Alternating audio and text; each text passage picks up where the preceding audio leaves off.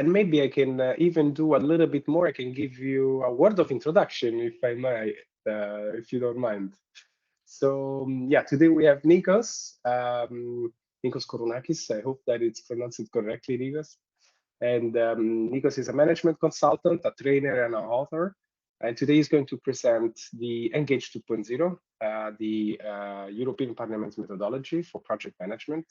Nicos has been, for the past 12 years, a leading consultant at major European institutions, working for the European Commission, the European Parliament, the Council, the Central Bank, the Investment Bank, and several other agencies.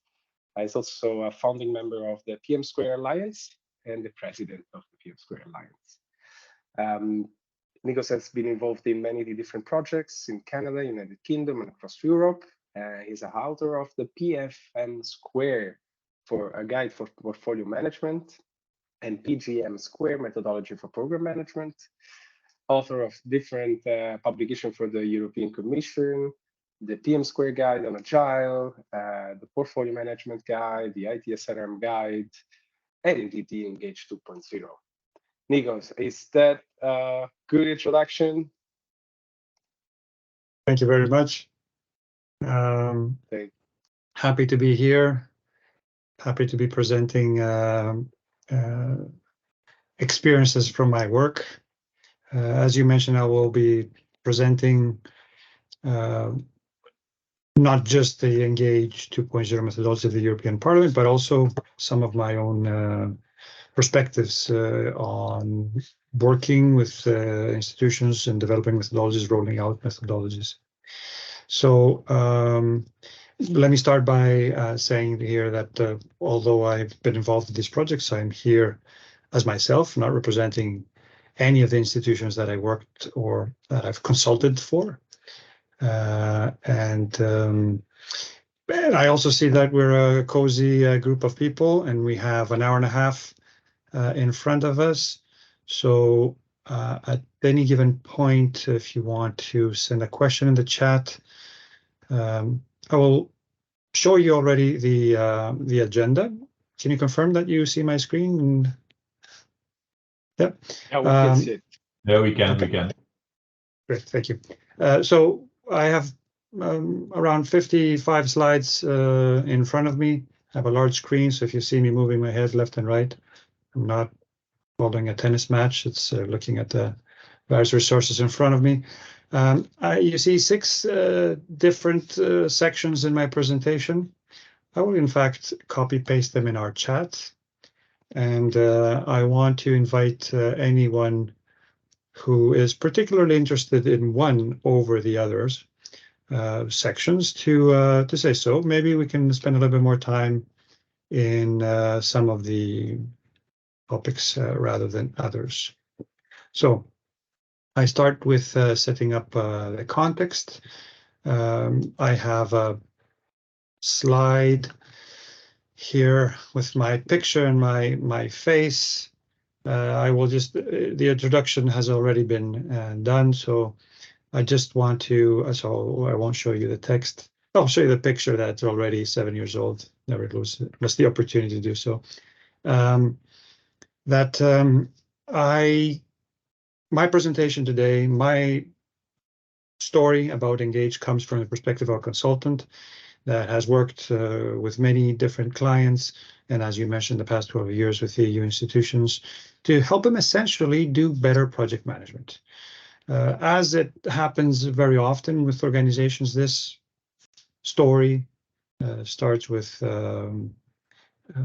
small or larger failures, with inefficiencies and stress, and a commitment to improving. And in that journey, and as I will unfold it, methodologies, implementing more formally project management in an organization is central. So this is what I have been doing. I've helped some of the institutions that you mentioned improve in project management, or at least I'd like to think so, through the development and rollout of methodologies and a more formal way of doing project management in these organizations. I mentioned EU institutions, and I know that this context is sometimes a little bit of a complicated landscape. So I start my presentation just showing a few slides to about the EU landscape. So you've heard of the EU institutions, you've heard of the European Parliament, the Commission, the Council of the European Union, and very often we're not sure which one's which one, or why do we have three of them? They all have similar logos and flags. So let me start by explaining that the EU institutions landscape is indeed very rich. There's not just those three. There's many more here. I'll click on the next animation so you see the logos of a few more. They talk about the European Parliament as this legislative branch of the European Union. The European Commission is sort of the executive branch. It proposes legislation or policies that are then discussed and voted to the European Parliament, and the Council of the European Union, which brings together member states, representatives of member states at the highest or at the ministerial level to discuss and also decide on the political direction of the EU. And there's major EU institutions, major to the function of the EU, such as the Central Bank, the Investment Bank, the Prosecutor's Office, the Court of Auditors, and then smaller agencies, decentralized all over Europe, maybe some in your countries, and executive agencies in Brussels, which are mostly related to the European Commission and implement some of the grants and policies of the European Commission. So the three main institutions work together to propose laws that become EU law or EU policy. More specifically, without getting too specific, the European Parliament is one of the major institutions, large organization with a presence in at least three major locations: Brussels, Luxembourg, and Strasbourg. You're probably seeing the buildings in Strasbourg, this one, and administrative building in both Brussels and Luxembourg. The work that we do in methodologies is based in a team, DG ITEC in Luxembourg. Many DGs, and I'll switch slide, that Director-Generals of the European Parliament essentially support the function of European Parliament, which is, as I mentioned, is to pass legislation, to discuss and pass legislation. So DG ITEC, I've placed it last in the list here, so we're humble, is the Director-General for Innovation and Technological Support. And within that Director-General, there's a specific directorate, a unit, and a section within which we work on methodologies. And I'll introduce the team a little bit later. So I continue talking about methodologies, about the need for methodologies. And I mentioned that as a consultant, I have the privilege of visiting many organizations, not just EU institutions, and I see common challenges. I won't call them problems, but common challenges in managing projects. Challenges in coordination of activities, of people, work packages, sometimes cross-DG or cross-organization projects. Challenges with managing quality, defining, to start with, quality. It's something difficult to understand. Defining process quality, but also being able to track and assure it. Challenges with satisfaction of people working in projects, of stakeholders, of clients, of users, of the outputs of the stakeholders, of the external, perhaps, sometimes the organization stakeholders. So aligning, managing, achieving satisfaction. I did mention team, which is sometimes a very, very important element of project success, is the satisfaction of the team working in it, the processes, the environment, the goals are worthy, valuable, and the whole process is done in a way where project execution, project management does not come at the expense, let's say, of the team. And then challenges in being effective and efficient, two words that close. Very often we use them together because we're not sure which one's which ones. Effectiveness, representing here doing the right things, choosing the right projects, working on the right deliverables, things that have value, and efficiency, doing those economically. And there's nothing more futile than doing the wrong thing very well. So these challenges need to be solved or improved together. Challenges regarding the creation of value. Very often we work as particularly larger organizations with a certain momentum and bureaucracy behind approving and running projects. We're working on things where we're not sure how they contribute to producing value for stakeholders, for the organization, for society. Being able to define and measure and throughout the project assure that we are producing value is a major challenge. And then on the flip side, waste, essentially the opposite of value, doing things that do not produce value, that are a waste, we can get away, we could eliminate them and without any significant impact. And stress, which ends up being the ultimate shock absorber for inefficiencies within a team. And of course, it never appears in project management books, in any KPIs, that this project finished on budget, on time, on scope, and good quality, but we seldomly measure the impact that it had on people. How do we improve on these? Well, we are all friends of project management in this webinar. We know that project management is a solution to improving all of these challenges. This webinar is about the engaged project management methodology of the European Parliament, and it's a very, very important pillar and element of effective project management, but it cannot work alone. What we need is, other than the systems, practices, and methods represented by the methodology, we need management support and support structures. We need an effective mindset for the team and the organization. We need the appropriate culture.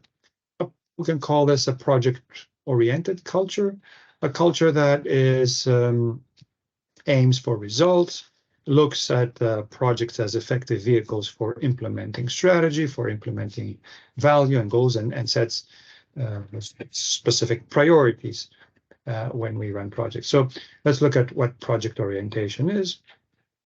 An organization where it appreciates the value of projects as vehicles and project management, where they support methodologies and standards, not only in word, but they also support them in a way that they are adhered to. I don't want to say enforced, but adhered to. Organizations that believe that a strong governance needs to be in place with specific responsibilities and accountabilities. A culture is developed. We never reach there, perhaps, so I don't want to say that we have a project-oriented culture, but it is the direction that the organization is moving towards. A major challenge, as many large organizations are functional organizations, and there's a clash sometimes between project priorities and functional priorities. Effective project management support services are in place. Project managers need help. It's not enough just saying we shall manage work as projects and we expect good results, but support services are there available to project teams. And the organization, other organizational procedures such as budgeting, project approval, portfolio management, risk, quality, procurement, are aligned with the overall PM methodologies. And finally, relevant skills and competencies are recognized as a prerequisite and are developed through training, for instance, and certification programs, and a project management career path is established. So project management is not just a task, but it's a job description that people can invest in becoming better, so they have a career within the organization and outside and beyond the end of every project. So we have methodologies that will help us for that. We need effective methodologies so we can be effective in our project deliverables. And this is the topic of our presentation today, the engage methodologies. More specifically, we'll talk about the project management methodology. There's many standards out there, maybe many frameworks, thousands of books of project management, a very mature industry, still very hot and useful.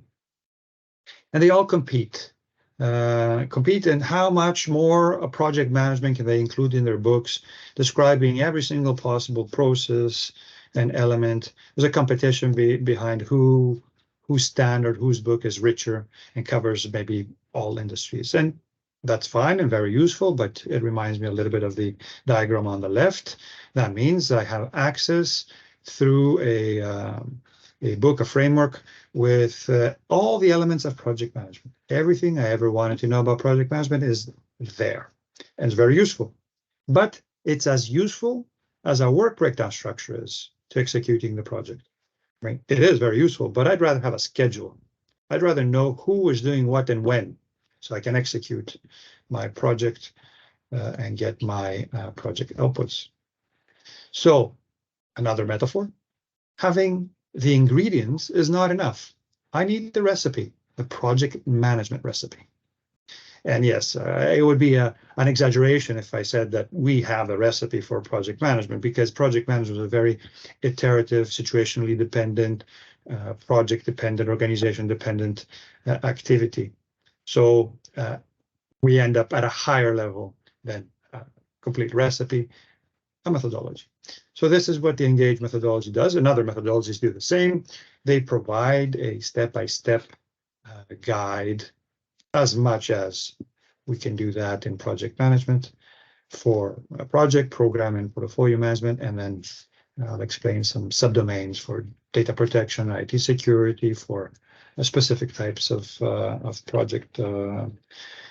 projects. So here it is, a lean and effective approach that tells you what comes next in trying to manage the project with a set of tools and techniques, and when to use, and processes and artifacts, when to use what. So the Engage methodology answers the important, maybe obvious, but very often we don't have the answers clearly. Important questions of project management. What do I have to do to manage my project? When do I have to do it? In the beginning, at the end, how often do I have to do this? Yes, I know I have to do risk management. When do I start? How do I do it? What's the risk management process? What are the templates that are supposed to do? And also who? Sounds here that the project manager is responsible for everything, project management, project manager, but this is a little bit of a myth and a little bit too difficult for one person with multiple projects, or maybe also a daily job as part of an organization. So there's a distribution of project management responsibilities, and we need to know who has what responsibility. And it's extremely useful to know also why. Why are we doing something? You can know what to do and when to do it and how to do it, but if you don't understand why am I going through an initiating phase? Why do I need a work plan? Why do I need to do stakeholder analysis? Why does it have to be me doing that? Why do I need to use this template? So these answers are sometimes explicit, sometimes a little bit more implicit in the methodology of Engage. The methodology is built on globally recognized best practice. Engage doesn't reinvent the wheel. The Engage guide ends up being the foundation based on 4 pillars: lifecycle, governance, processes, and artifacts. This allows Engage project teams to deliver outcomes and outputs and outcomes, effectively delivering solutions to problems to the organization of our stakeholders. There's a 5th element to the methodology, and that is the mindsets, the philosophy, the softer side of a methodology that helps its members align their approach and their understanding, the philosophy, but also help interpret the true spirit of the methodology, as we don't want it to become a mechanistic procedure of just following steps, filling in templates, and so forth. So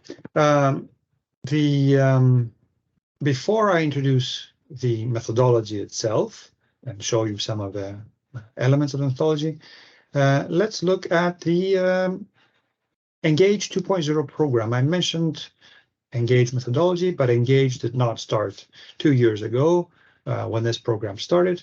Engage has been around for several years before that, and it's also the result of a 20-year story, essentially, of improving project management within the European Parliament. 2 years ago, we put together the Engage 2.0 program with specific objectives. We managed the development of the methodologies as a program. With our own methodology, we managed the projects within the program with our own methodology with clear goals. As the European Parliament continuously, like every organization, seeks to improve effectiveness and efficiency when it comes to implementing its strategic and operational goals, the need for better project management was identified. A significant investment had been done prior to between 2016 and 2021 in developing a suite of Engage, I'll call them 1.0 methodologies, which became the de facto European Parliament corporate methodology. However, as the organization evolves, it matures, new requirements, new needs emerge. There's a need to evolve the methodologies, but also to integrate new domains such as program and portfolio management, which came with a 2.0 version, integrating agile practices, data protection, IT security principles, and others. So we put the Engage 2.0 program to create, promote, and achieve the higher adoption and use of the new Engage suite of methodologies. Because as you know, best methodologies, the best project outputs, unless they're known, used, and appreciated, they don't produce ever any value. So this was modeled as a program. Why? Because it is a program. Because the success of the goal, that is improving project management within the organization, does not depend on publications, does not depend on the production of a methodology or a website, but depends on achieving the outcomes. And the outcomes to be achieved, they require more activities, organizational change activities, typical program management and program activities to be achieved. So yes, quality outputs, a good methodology is important, but a greater amount of attention, as advised to any organization moving in this direction, to pay attention to the organizational change activities that start early on, carry on throughout the execution of the program and delivery of the methodologies, but should and carry on for a long time afterwards. And that is why methodology by itself is an element, as I mentioned, but it needs support, it needs continuous promotion, and as you will see from our structure, training programs, support services, media, and communities of practice.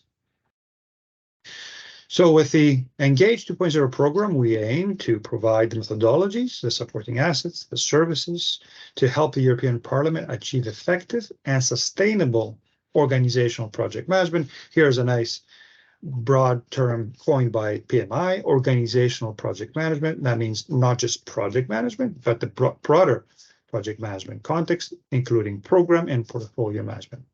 And all this while ensuring that alignment by design with domains such as agile, data protection, and IT security.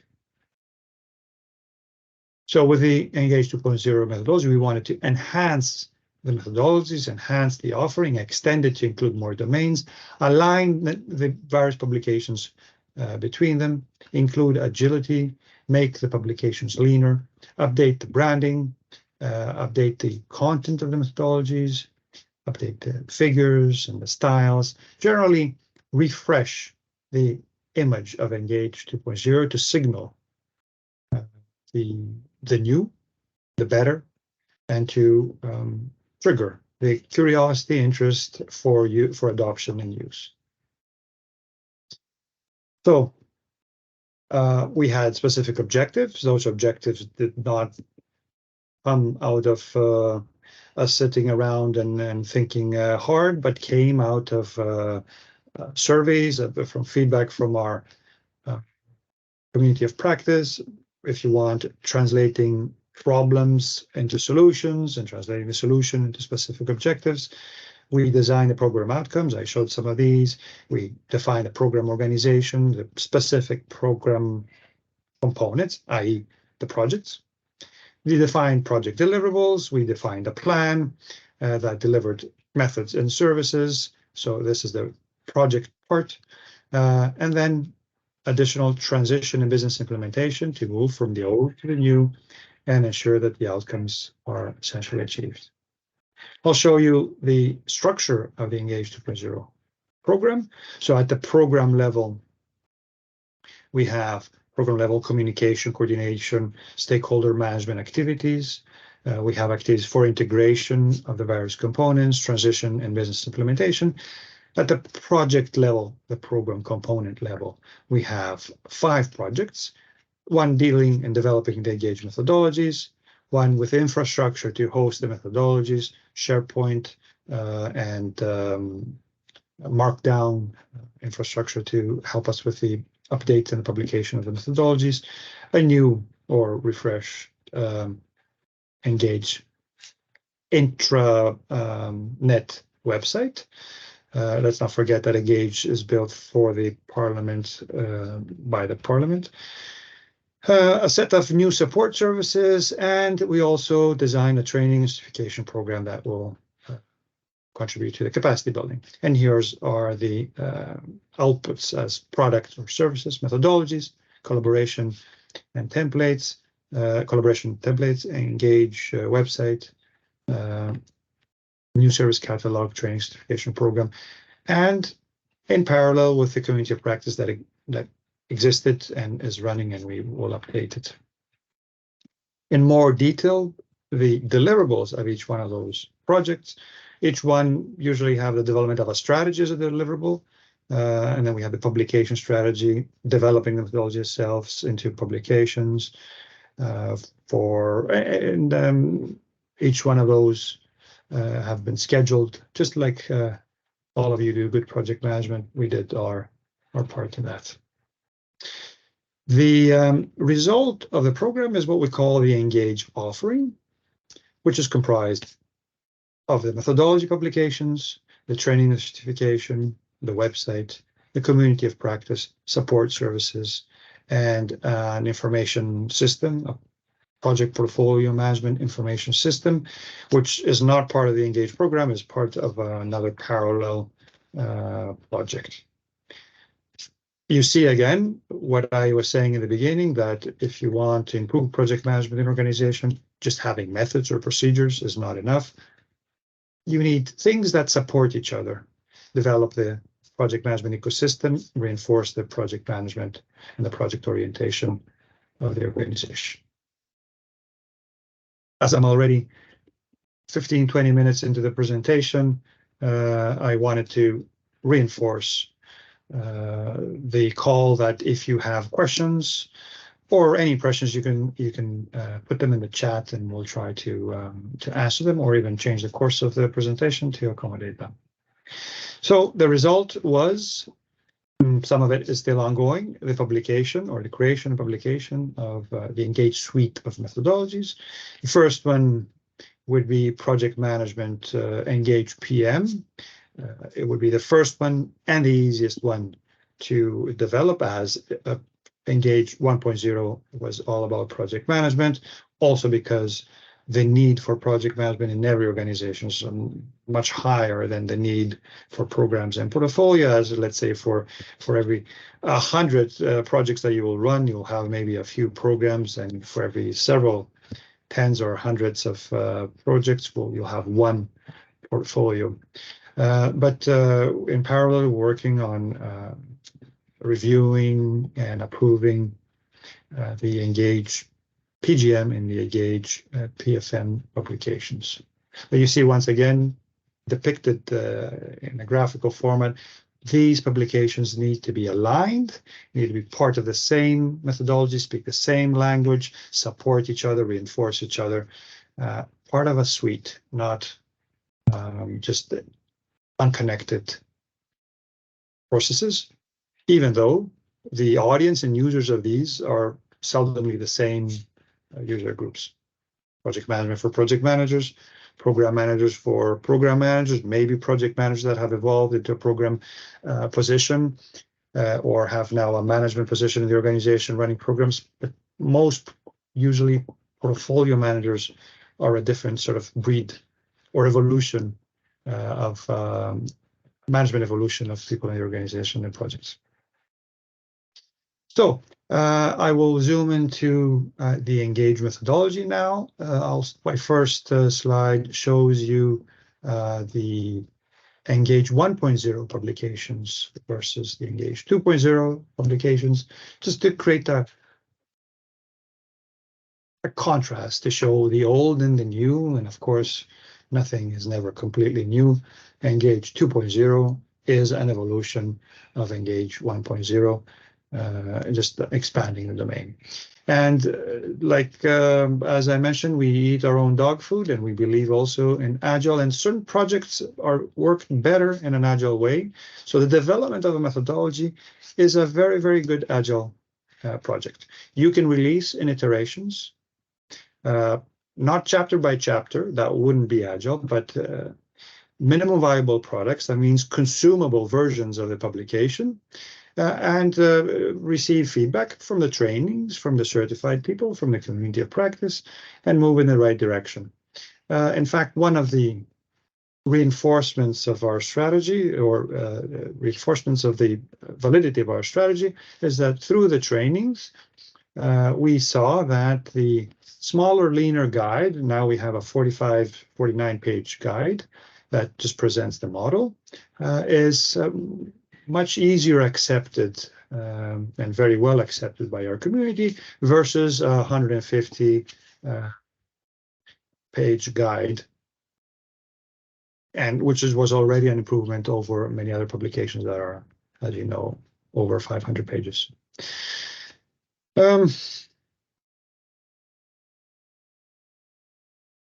Sneak peek what's inside the guide. You see that it's published by the European Parliament. It is not an open publication yet. It is 49 pages, lean, well structured. It is written from the perspective, another Agile characteristics, from the perspective of the reader. The methodology is not there as a book to showcase the expertise of its authors. It's there to provide guidelines for the users, the project teams, the project managers. And typically, particularly when we talk about project teams, these are not senior project managers, experts in project management. The average project has people involved that are not experts in project. They're experts in the project domain, IT, conferences, constructions, but you can't assume that they're experts and seniors in project management. So the language, the approach in the presentation needs to be such that keeps them engaged. There you see how the name of the methodology came about to be what it is. And as I mentioned, the methodology is as good as it's used. So let me give you an insight of the general structure of the Engage PM lifecycle. Engage PM has 4 phases, and for each phase, we define an input and an output. The input to the initiating phase, and some organizations may be understood as pre-project phase, but for us is the business case, the business justification. Why should this organization spend any money, time, effort, human resources in working on something? Once you have the business case approved, which can be a very formal procedure, tens of pages of documentation, or an implicit procedure, sometimes implementing policy, regulation, or compliance projects don't require much of a business case. They are mandatory. The next output, project management output of the initiating phase would be in the project charter, basically the definition of the project. So essentially, before we move into the next phase, we need to know, which is the planning phase, what is it that we're going to be planning? Charter captures the definition of the project. The business case captures the why of the project. Sometimes you want to capture initial thoughts. Engage offers a template for that, which we call the initiation request, as an informal input to the business case. So before you move into the next phase, you want to have a formal decision, or some cases informal, but you want to move in a controlled way. So you want to ask yourselves, are we ready for planning? Have we done everything we need to have done in the initiating phase before we move into the planning phase? That phase gate in Engage is called RFP, ready for planning. There's an assessment based on a checklist that Engage provides, and a decision that, as I mentioned, can be a very formal decision, maybe done from a committee with an approval note, or an informal for smaller project where the team and the project owner indeed allows the project to move forward. To move forward because it has been formally approved, or because now is the time to start planning. Maybe the project is approved, but we start planning in a few months, sort of portfolio management decision. Let me, before I exit the initiating phase, say that in every phase, we designate one of the Engage roles as a project driver. So in the initiating phase, before you almost have a project, you have somebody in the organization sponsoring, pushing forward. They eventually become the project owners. Now in the planning phase, the input to the planning phase is the output of the previous phase. So the project definition, as described in the charter, becomes the input to the project planning phase. The project manager hopefully is assigned by then. It's a best practice that they are. They coordinate the planning. So they know what needs to be done. Now you have to develop the project plans. Engage provides two key templates and recommends the development of two key plans, the project work plan and the project handbook. Essentially, what we can say, the project management plan, how I'm going to manage my project, that's the project handbook, and the project work plan, how I'm going to execute my project to produce my outputs. Again, things may have changed by the end of the planning phase. Maybe our elaborated scope and refined budget needs a reapproval, or even if it's within boundaries, we want to make sure before we move into the executive phase that we did everything that we should have done, everything that the methodology recommends. So we ask ourselves, are we ready for executing? An assessment and an approval, formal or informal, takes place, and we move into the executing phase.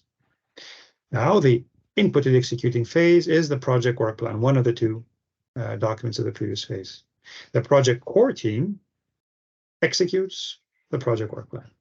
In a perfect world that doesn't exist, in a perfectly designed and planned project, you run the script of project work plan and you end up with all the project deliverables. Of course, this project doesn't exist, this world doesn't exist, project plans are high level, all hell breaks loose during the executing phase. That means you replan, you readjust. At the end, though, you develop, you deliver project deliverables. Everything that the latest baseline project work plan says. Then you're ready to close the project, or you're ready to move into the closing phase. So you ask the question again, are we ready for closing? But before there, you need to absolutely ensure that all project deliverables have been delivered to the client, to the requester. Transition activities have been completed. Now what's left is project management closure activities. Before I move into the closing phase, let's look what happens to the project handbook. The project handbook, now I won't draw it here, is an input to the monitoring control. Engage has 4 phases and a 5th element, which we call monitoring control, which is a process. Several activities are described within that process. What describes those activities and helps the project management team properly monitor and control the project is documented as decisions from the planning phase in the project handbook. So We're ready for closing. Yes, we move into the closing phase. Now the project stakeholders come together to evaluate the overall experience of the project, evaluate the project deliverables, but also the project artifacts, essentially the project and the project management deliverables. So you go over the whole experience, you look at logs, you look at reports, you have meetings and conversations to capture lessons learned and what we call post-project recommendations. And all this is captured in the final project management deliverable, an engaged artifact called the project end report. Now, not only you delivered at the end of the executing phase all the project deliverables, but you've reserved some times that was formally described by the corporately sponsored methodology. You take the time to capture lessons learned, propose things for the future, and the project end report becomes part of the knowledge base, the project knowledge base of the organization, and will be an excellent input to the next project, helping, therefore, project management improvement within the organization. Last gate, where you want to formally close absolutely down the project, release all resources, pay invoices, release calendars and agendas and meeting rooms, and maybe with a formality that a project requires, that is the project owner coming and formally closing and accepting the closure of the project, including the closure of the closing phase. A project needs to make decisions. A project is an autonomous vehicle. That's the benefit of organizing work in projects. So you need to give it the authority and the roles to be able to make decisions. A governance structure allows that, efficient decision-making.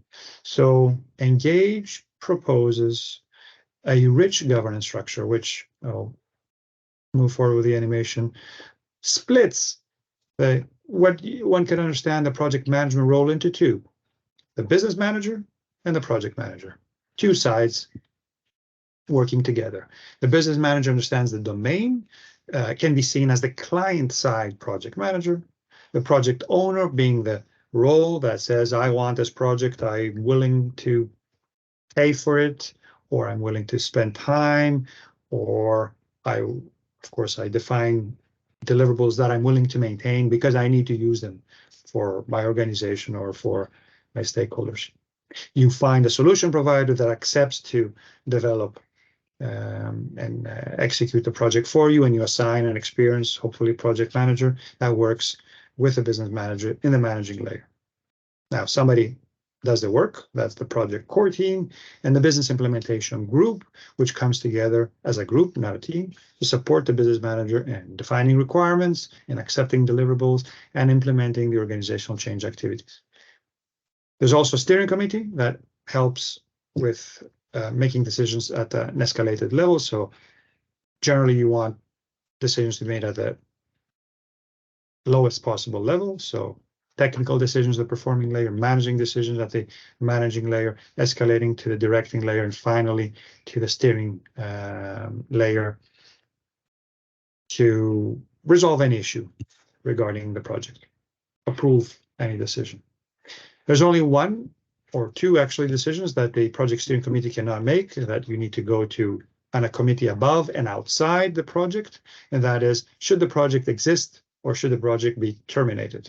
And because from DG to DG, this could be a different group of people, organization, committee, a portfolio, or senior management group, we call it the appropriate governance body, whatever it is in your department, your organization.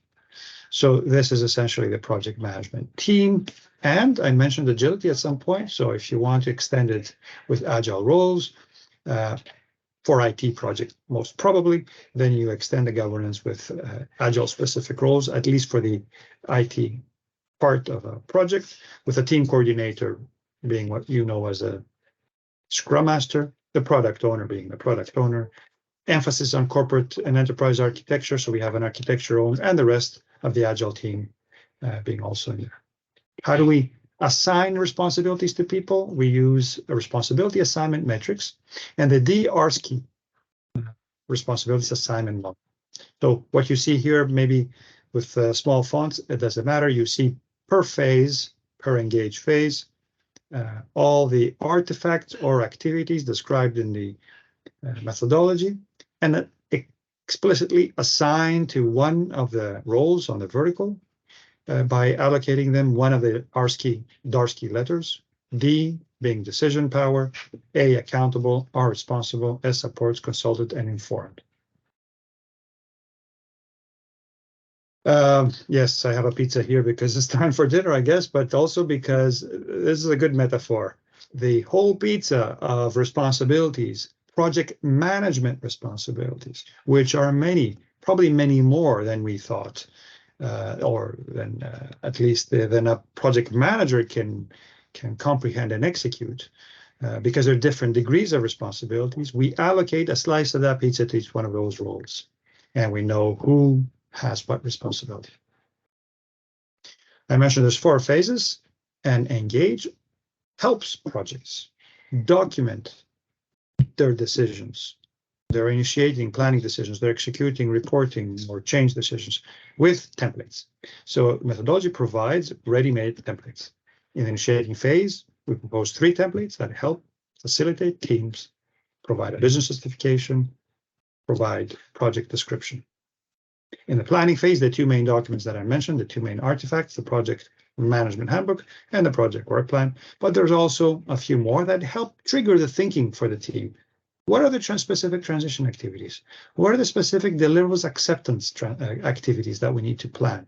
What are some of the business implementation activities that we can execute throughout the executing phase, but also leave with the business manager to execute after the project is finished to achieve the outcomes and the benefits?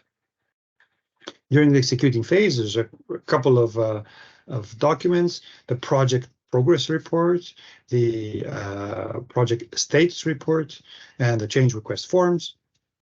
In the closing phase, we mentioned the project end review report, and then we have monitoring control, which is not a phase; it's a process, and several artifacts. More, we can call them tools rather than artifacts. The 6 logs: the stakeholders log, the risks log, change, decision, issue, and lessons log, and a number of checklists that help us sort of gauge how we're doing, for instance, with transition, with business implementation, with exiting phases. Those are the project checklists on the bottom. And then through monitor control, we update the project work plan, the transition plan, the business implementation plan. Again, I mentioned agility. We subscribe to what is now PMI's disciplined agile delivery approach, where we say serial at the large, iterative in the small.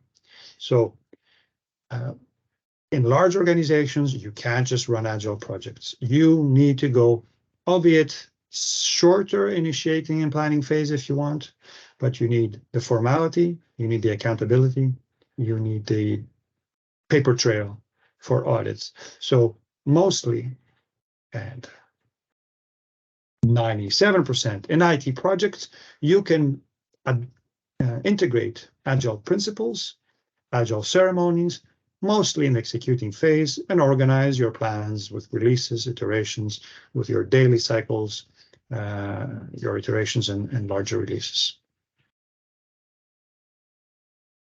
The agile spirit of the engagement methodology is also captured in what we call productive mindsets. Of course, too small for you to read here, but I just want to mention that the mindsets, the philosophy of Engage, as I mentioned, helps teams become more agile because they liberate them from what seems to be a bureaucracy of running projects, a process diagram, step-by-step filling in documents, with providing them the true spirit of the methodology.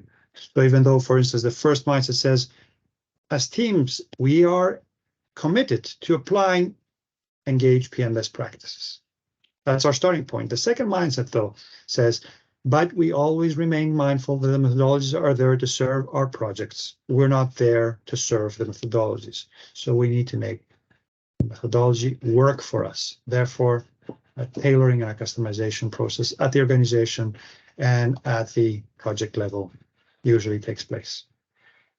In order for us to do effective tailoring, we need to first understand the purpose and the value of the methodology of all its elements. It's preferably to customize rather than cut big chunks. It's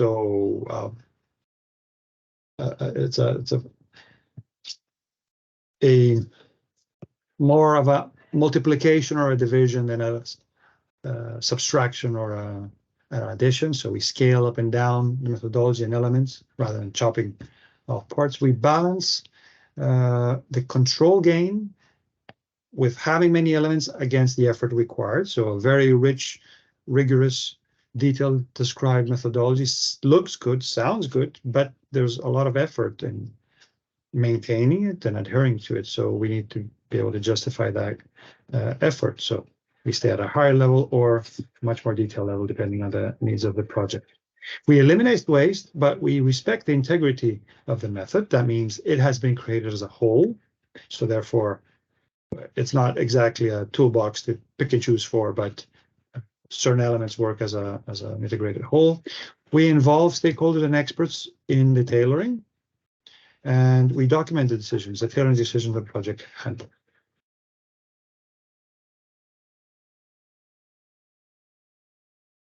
Engage 2.0 is more outcomes oriented. That means it's not just about a set of steps. We need to know what we're doing, but we also need to understand why we're doing it. At the end of the day, every phase, every process, every artifact has an objective, and we need to know what that is. Filling in a template is not enough. It's a step towards the right direction, but it's not enough. Having a meeting that is mentioned in the methodology, for instance, a kickoff meeting, is a good step. But if we don't understand why we're having that meeting, what are the objectives of the meeting, and achieving the objectives of the meeting, then we're maybe efficient but not effective. So we need to be outcomes oriented, both or at the project level. Why are we developing a certain output, and what is the desired outcome? But also, why are we doing a certain methodology or project management step? What are we trying to achieve? And this is explicit at the phase level in Engage 2.0. So you may wonder, and you even after my presentation will continue wondering, what are the changes, what are the differences between Engage 1.0 and Engage 2.0? We didn't create a completely new methodology. This needs to be clear. We built on what was already there. We refined some elements. You see some graphic refinements. That's, of course, not the essence of the changes that we did. We changed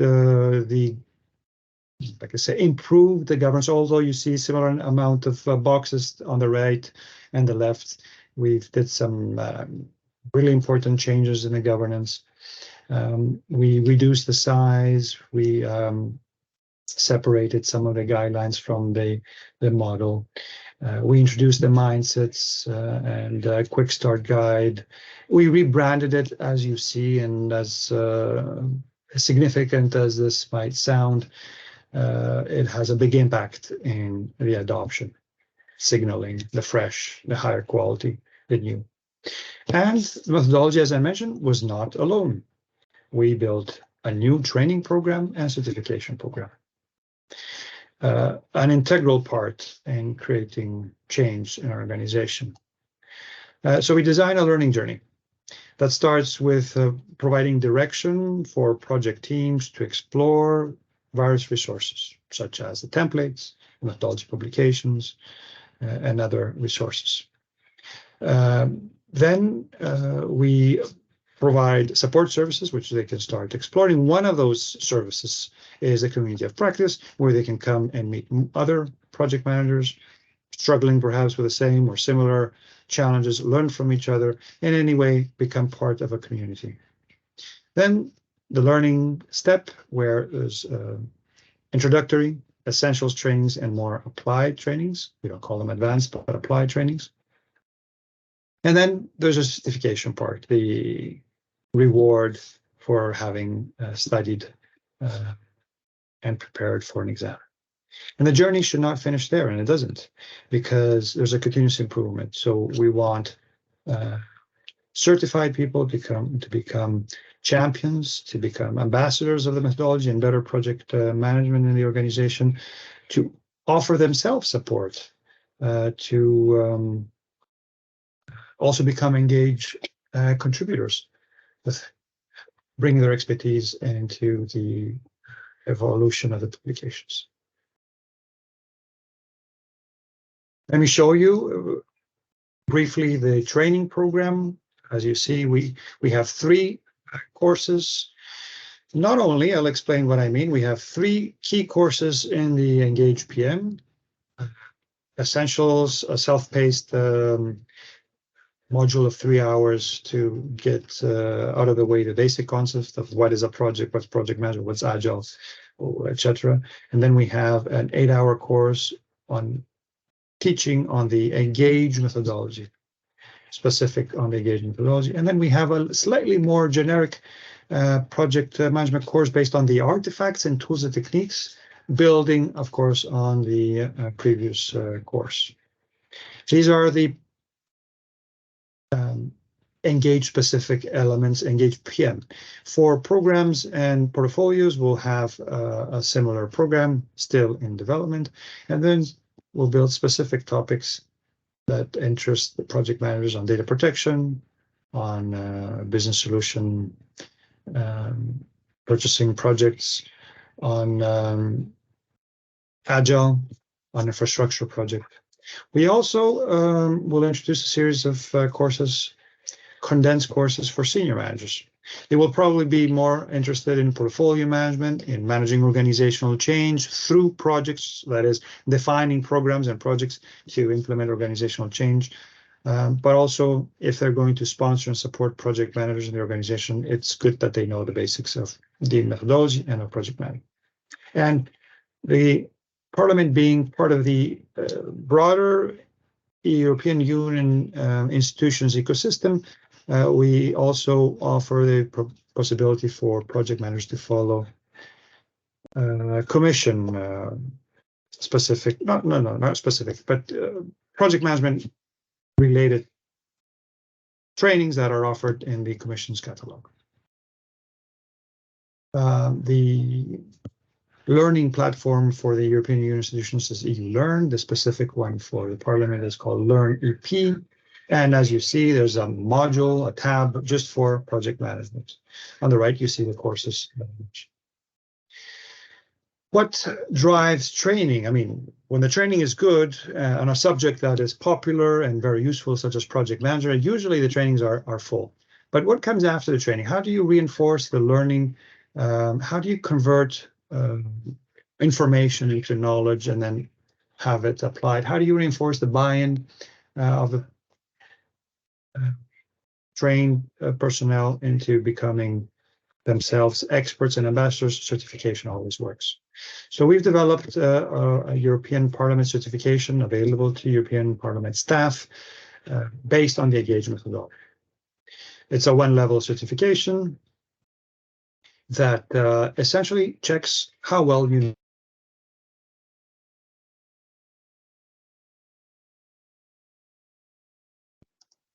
know commercial product. It's not a commercial product. It becomes an integral part of the Engage learning. It's Engage learning journey. It's an incentive and a reward for staff to study the methodology at a deeper level. It's based on the Engage PM methodology. It's conducted with European Parliament infrastructure. It's an online exam.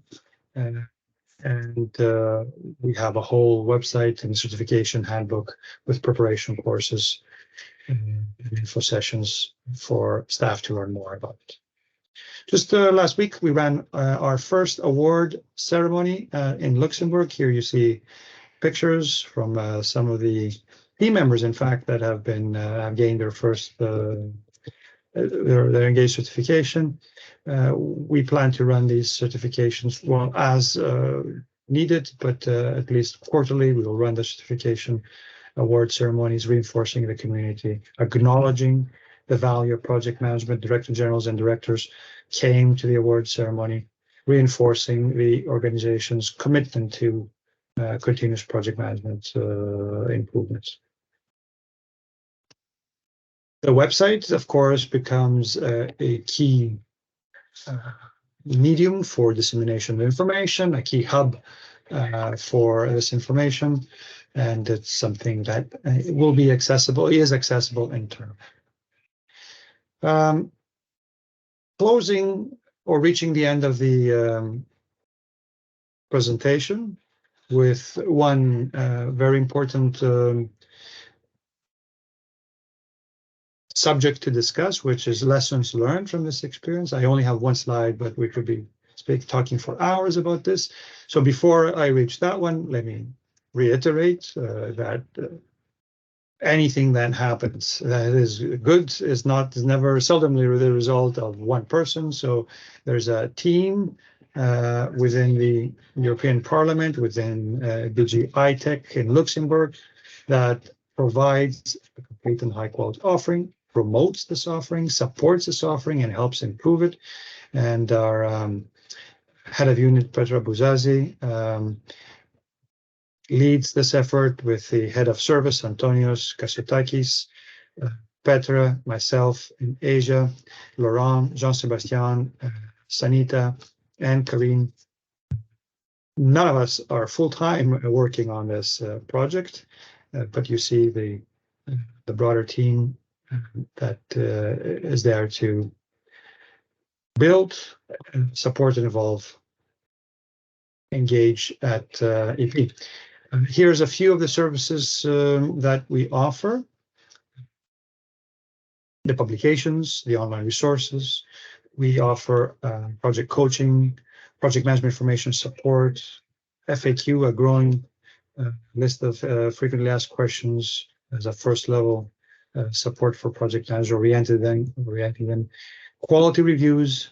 We offer a vibrant community of practice that we run community of practice events quarterly. A training program and a certification, as I mentioned, and we'll be evolving this service offering as per the needs of the community as we're running parallel surveys to capture needs. Last slide before I move into the lessons learned.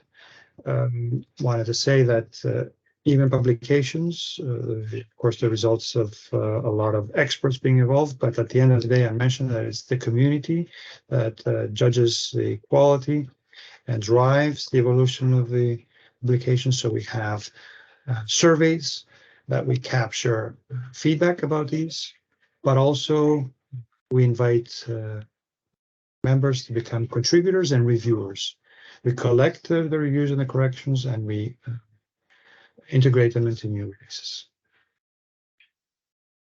So I mentioned there's only one slide here, but I could be talking about this subject for hours, as this is experience not just from my current assignment at the European Parliament, but also from 12 years in institutions. And I'd like maybe to invite that we unfold some of these lessons learned as questions and answers, not just me presenting. I think I have maybe 6 or 7 bullets, but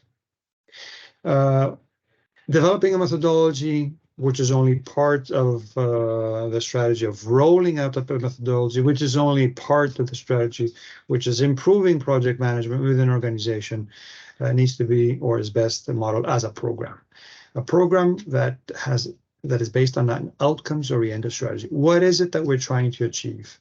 First, we set the objectives, then we translate the objectives into projects and deliverables. We use, after we develop a methodology, it's important to use it.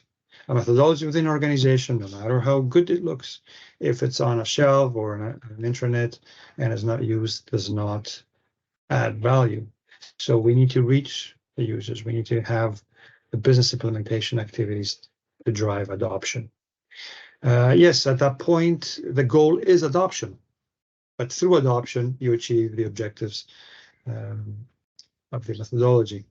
Then the use of the methodology is the goal, but as the mindset says, we do not use the methodology always as it is. It is not just about following the process. We need the process to work for us. So we will tailor the methodology. We will make it work for us within the boundaries that the organization allows us to. There's always some constraints, compliance constraints. We follow, when we tailor methodology, we follow the tailoring guidelines provided, but at the same time, we do not differentiate too much. We want to stay within the ecosystem of methodologies or the methodology that we are working within. We want to train and certify, and here's a business implementation strategy, key teams first, the champions, the early adopters, the influencers. There's a strategy behind this. It's not just about rolling out and reaching and convincing people to get certified by doing this in a smart way that it becomes almost, let's say, I'll use the word viral, although difficult to achieve viral certification adoptions within an organization. But the point is that it needs to be seen as a prestigious accomplishment, something that people will strive to achieve, not as an exam that somebody has to pass. Providing support is extremely necessary. It's not just about releasing an output, but also about providing support. The training, the support services are useful, and it needs to be seen as support, not, and here I'll use the distinction between project support office and a project management office. A project support office is there to support its user. Project management office is perhaps there to manage its the project managers, to have a supervision over methodology. So you don't want methodology or that supporting body to be seen as authoritative. You don't want PMs to feel, definitely not to become, but not even feel that they're just cogs in a machine, slaves to the process and the tools. You want to ensure that they see how useful the methodology is and how you enable them to do better work, more efficient work through methodologies. You want to ensure that the right size and people of and skills exist in the project support office. And so in other words, as a conclusion, because I started with this is usually an organizational change project. This is a program, a long-lasting program. It's very important to win the hearts first, and the minds, of course. But if, no matter how convincing and good your methodology is, if people do not come on board, if people don't want to be associated with methodology, if they don't see it as something cool, if they don't feel like talking about the methodology in a positive way, if they're not proud to be trained and certified, you have a challenge. And my final lesson, it's an organizational change program. It's not a methodology project. It never is. A few lessons between the lines. I've worked as an external expert.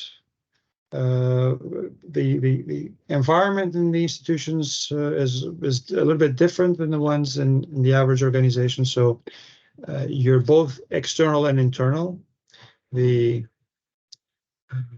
institutions depend quite a little bit on contractors to run some of the expert jobs, mostly IT methodologies, some specific domains, security, for instance.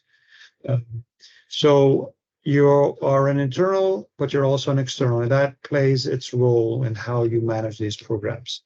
On the one hand, as an external change agent, you have an advantage. You have experience from the open market, perhaps, a fresh perspective. But as an external, you do not have the authority it takes to push things forward. So there, you need to learn to manage without authority, essentially. You definitely need good project sponsors. You need to have permanent staff in the hierarchy clearly support.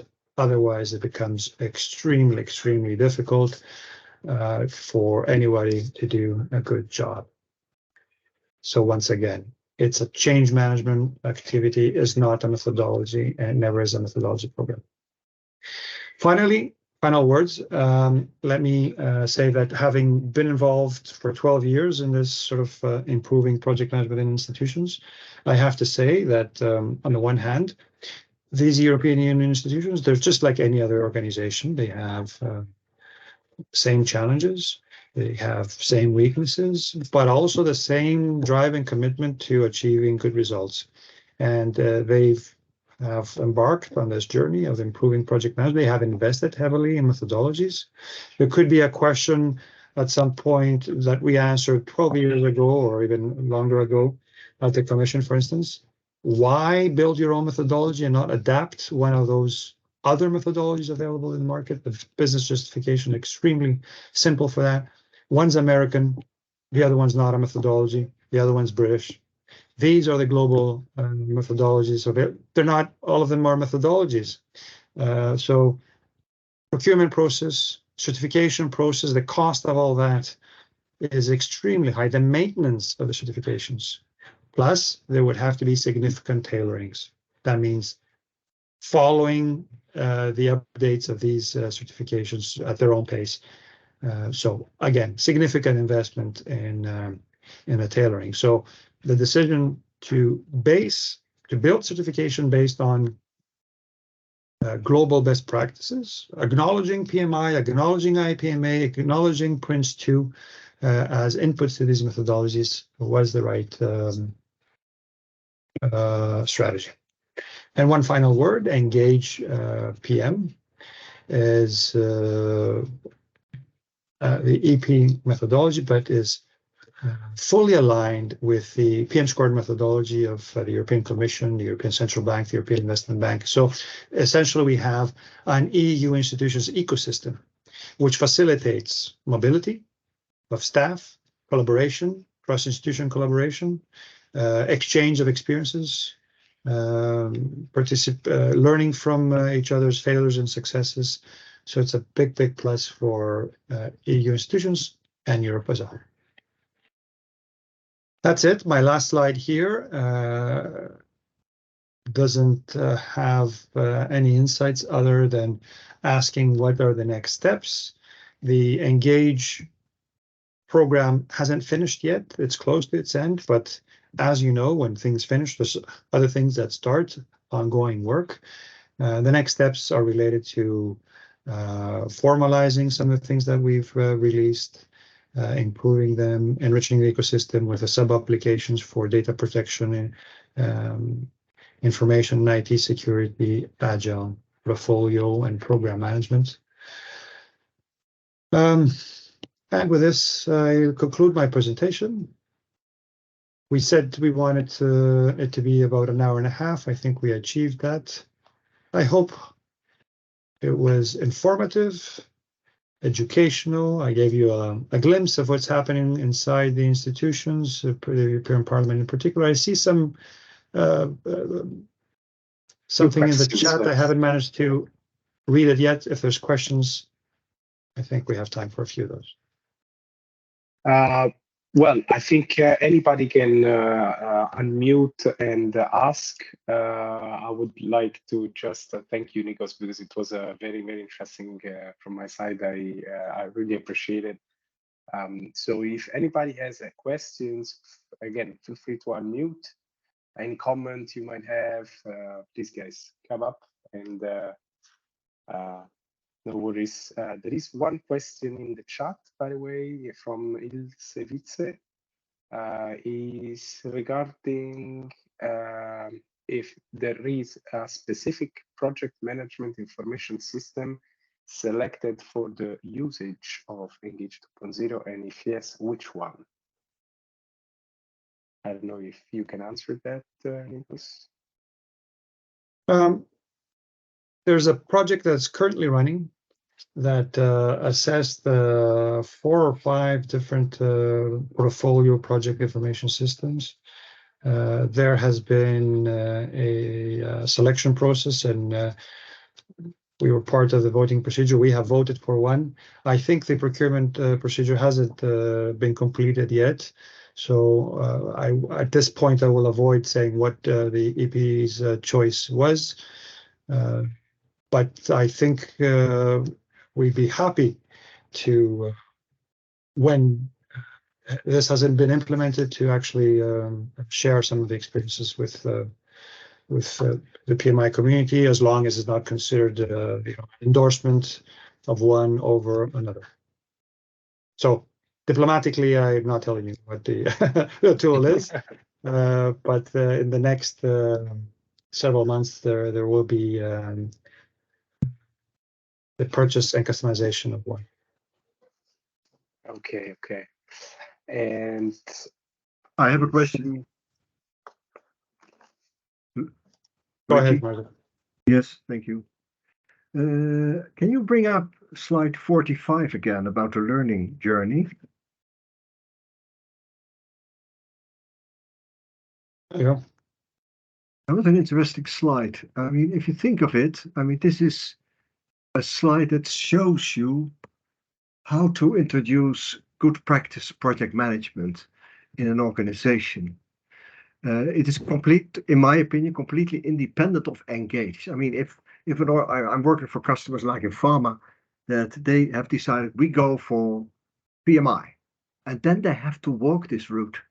Yeah, they need to say, okay, how are we going to tailor the PMI framework for our needs? And they go through all these steps. So it's a very good process that you describe in this one slide that shows us any organization for any methodology in project management, how to introduce good practice project management in an organization, independent of engage, I think. And I like it a lot.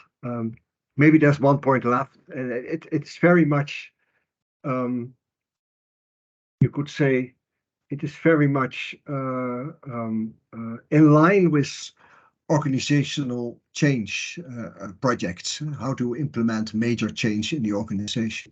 You think there's one step maybe missing at the end is the make it stick step.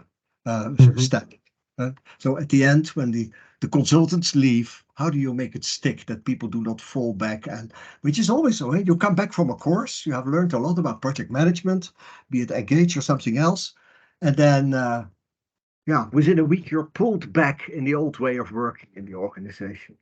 And it is, how do you make that stick? How do you make that happen? Which is maybe the last step that I'm missing here. But for the rest, I love this slide. That's a good approach.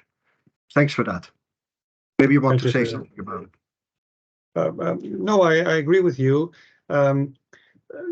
This is a visualization of what many of us consultants know as standard practice. We are often not asked to participate in the definition and the solving of the larger problem and solution. They call us for something specific, create a training program, deliver a training, deliver a methodology. And very often the work that we do has, what you say is the impact is short-lived because everything else is not in place. It's not seen as a whole.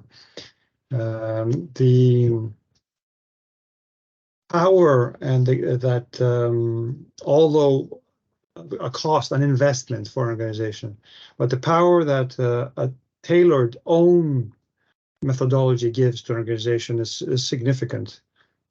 Being able to build a training program or certification, the evolution, the communities of practice around something that you have full control over, such as your own methodology, even though it's based on other standards and methodologies, is, I think, an important element of this. If you were to replace some of these steps with generic, go to the market, get methodology, certification, and training, it would have been a different journey. Yeah. A journey of different effectiveness. It would be the same. Yeah. Okay. I was a bit surprised in PMI, in the PMBOK, and I think also in Prince 2, and as well as in PM squared, by the way, we talk about projects producing outputs, deliverables, that introduces change in the organization that we call outcomes. And outcomes ultimately lead, and can take months or years, to benefits achieved. And the benefits are described originally in the business case. Why are we doing this project? Because we are supposed to spend this amount of money to achieve these benefits from it. But I don't see benefits anymore. You talk from outputs and outcomes now. Why? And please explain. It's, of course, a very valid question. There's many ways for me to tiptoe around the answer. I can say that, you know, the focus of project management and project would be the outputs. Outcomes is a good perspective to have, but maybe belongs in the domain of programs. And then at the aggregate level, it could be a portfolio responsibility.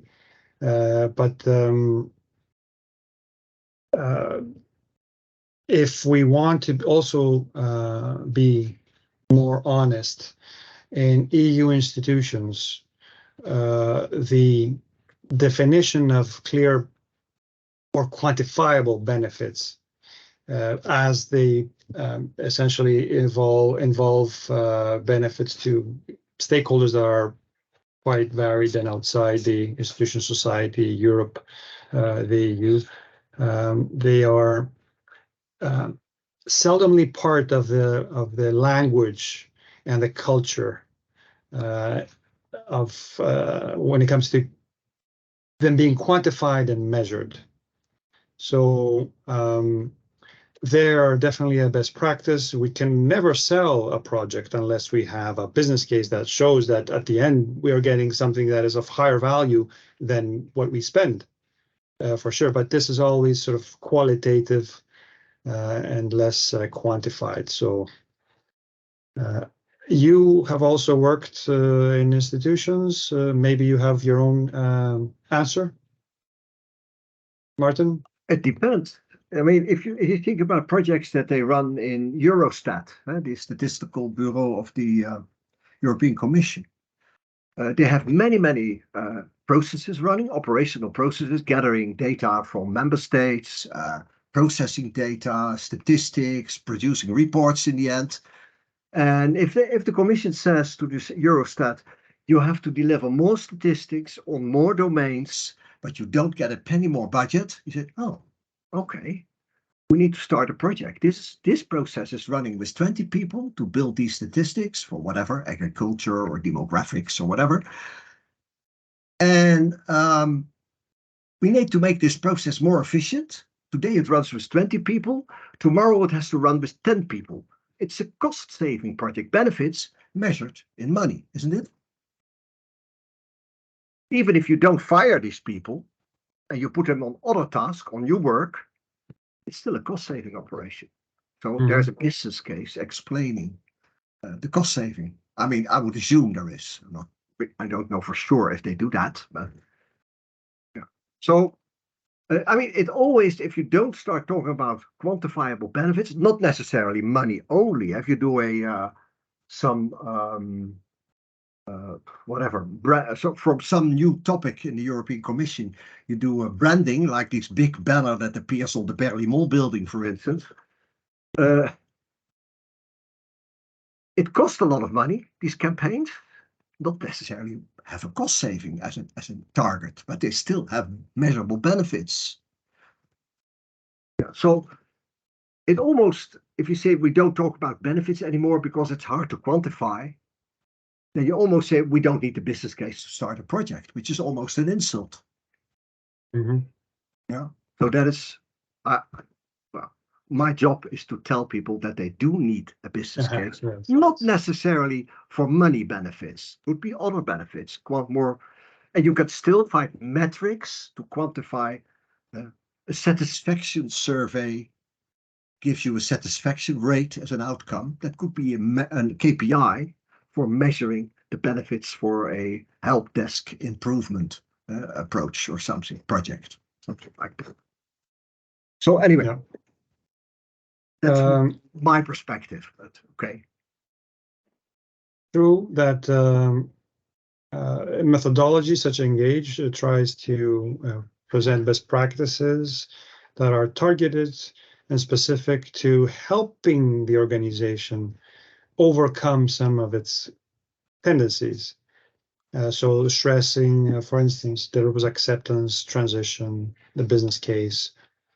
On the other side, on the other hand, a methodology needs to remain relevant to the culture and the needs of the organization. Therefore, and that's why very often we have external methodologies, no matter how rich they are, failing to be seriously adopted by organizations. So part of the consulting also experience there is to really understand how many sort of stretch goals you can give to the organization in terms of better and more formal project management versus, it being relevant and used. Okay, thank you. Thank you, Nicos. I just want to ask one question from my side. It's regarding to the executing phase. Does Engage actually formalize a feedback mechanism on the executing phase? Not in the the executing phase includes deliverables acceptance. So essentially feedback on the deliverables that they're not exactly feedback, they are acceptance, either acceptance or provisional acceptance or rejection of the deliverables. So the executing phase will only finish once the deliverables have been accepted. We reserve the closing phase for the real feedback, but it's sort of a feedback that will benefit the organization and the projects in the future. Are you referring to sort of the agile retrospective and review? Yes. Well, yes. In general, we with regards to that, I would call Yes. it not really a retrospective. It's rather when deliverable is provided. You might have some additional items which will go back into the work plan. For instance, something to refine, or some bugs, or some additional contracts to be signed, or additional. It depends, of course, on the industry. So that was a work plan, a deliverables acceptance plan, and your approach will define all these. So if you have an agile approach, the deliverables acceptance plan will define multiple releases, and your agile practices will define retrospectives and reviews. So you extend the Engage PM methodology with those. In contrast, or as an improvement to Engage 1.0, but also PM squared, Engage 2.0 proposes and offers a learning log, which is something so you can capture learnings throughout the project, so you can even benefit, just like the retrospective, during the project, not just at the closing phase after the project. So thanks for the question and the opportunity to make the clarification. Yes, it's in the spirit of the methodology. The methodology provides the element that will help somebody recognize the value and implement it, but none of these steps could be considered as absolutely mandatory that will enforce or force somebody to follow it. And maybe I highlight these blue diamonds on the bottom. The phase gates are also an important point, because they are the points in time where the methodology asks you to stop for a minute and assess how you've been doing so far before you move forward. They are a point for assessment, but also reflection and corrective action. Clear. Thanks for clarifying that. Okay. Can I make one last? I'll ask myself a question and make a clarification Please. that is often comes up in the PMI world, and I've seen on LinkedIn sort of unproductive discussions in this context. Engage PM, but also PM squared. Acknowledge globally recognized best practice. They don't reinvent the wheel. PMI is obviously a very important influence. There's a very mature body of knowledge. The older editions organize this body of knowledge in process groups. Those process groups happen to use the same English words that we use for phases. The initiating for engage is a phase, is a period of time, is not a process group. Planning is a period of time where we focus mostly on planning activities. At some point, we stop predominantly doing planning activities and we do mostly executing phase activities. Therefore, we raise the executing phase flag by convention or by checklist, because the ready for executing phase gates allows us to bring down the planning phase and raise the executing phase. Just like we have 4 seasons, we have 4 phases. It's a very intuitive way of slicing the year and the period, the long period of time that a project may last, from months to years. And it's, in our opinion, a more intuitive way to describe a methodology and things that you do, the time dimension, rather than jumping from process group to process group. Now, process groups is a very, very effective way to package things, because you are not bound by any timeline. You say, oh, you jump from process group to process group and pick up whatever it is, the process that you need. So it is also a very effective way of writing a book, for instance. And if you look at the introductory chapters of the PMBOK, I'm talking about the editions before the last one, they also include a life cycle, which includes 4 phases. But they don't, of course, use the names of the process groups. They use other phases. So there's to conclude this, there's a often misconception or deliberate discussion in saying that these guys in institutions, they confuse phases with process groups. I just wanted to clarify that this is not the case. A lot of smart people and experts understand the difference and have contributed to these methodologies. Thank you, Nicos. That was a good call out. Thank you. All right then. So if no other questions, I see the chat pretty silent. If everybody wants actually to join for some questions, please feel free. Otherwise, I will ask Nicos if you do have any resources that actually we can use to deep dive on Engage. Are there any resources out there that we can use to learn more about Engage? Yes, I wish I had an answer, a good answer for you, but at this stage, Engage is internal to the Parliament methodology. All the resources are available to all the staff. Anybody who has an account at the Parliament through their intranet. They're also shared with other institutions through a specific server that gives access. But at this time, other than the article that's on PMI Luxembourg, there's not much you can find on the Engage. The Commission has made their methodology open source, and you can find that on the EU Bookshop.